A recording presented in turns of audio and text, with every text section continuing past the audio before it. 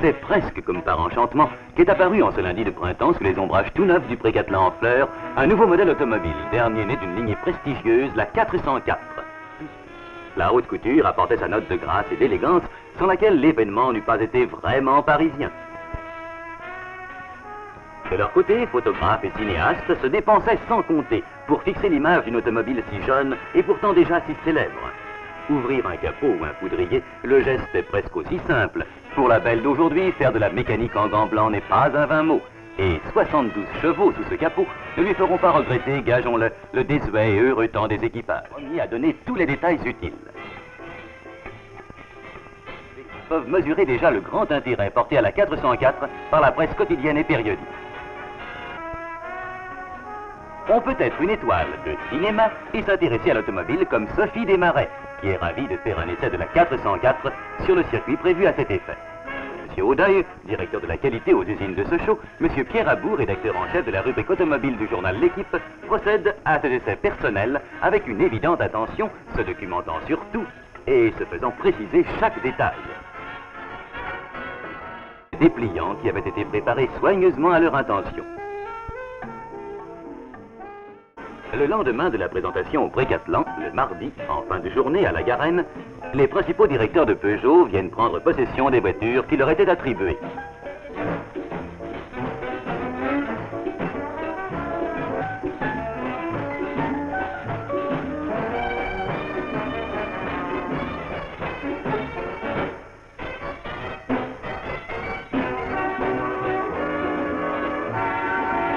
Et c'est au fil de l'itinéraire très strict qui avait été prévu, l'Arc de Triomphe de l'Étoile,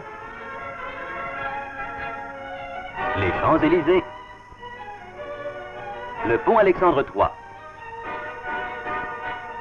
Mais compréhensible attrait de la nouveauté, c'est évidemment vers la dernière née, la 404, que vont et la curiosité et l'admiration des visiteurs. Mais déjà, la 404 n'appartient plus au présent, mais à l'avenir. Une chose cependant lui manquait encore, recevoir l'investiture et, pour tout dire, le baptême de Paris. Et c'est ainsi qu'aux les Tuileries, au long passé chargé d'histoire,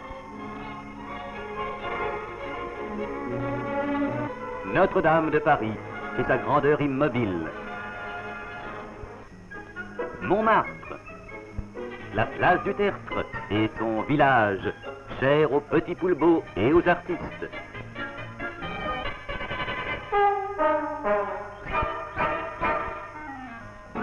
La place Vendôme, centre de l'élégance parisienne.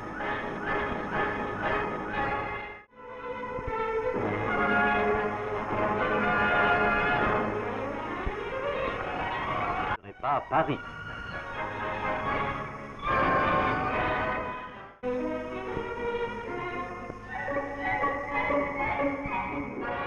Silencieuse et sûre, oui, la 404 a bien été conçue pour les temps que nous vivons. Sous le signe de la qualité Peugeot, longue vie donc et long succès à la 404. Longue route aussi, dans la confiance vers les grands chemins de son avenir.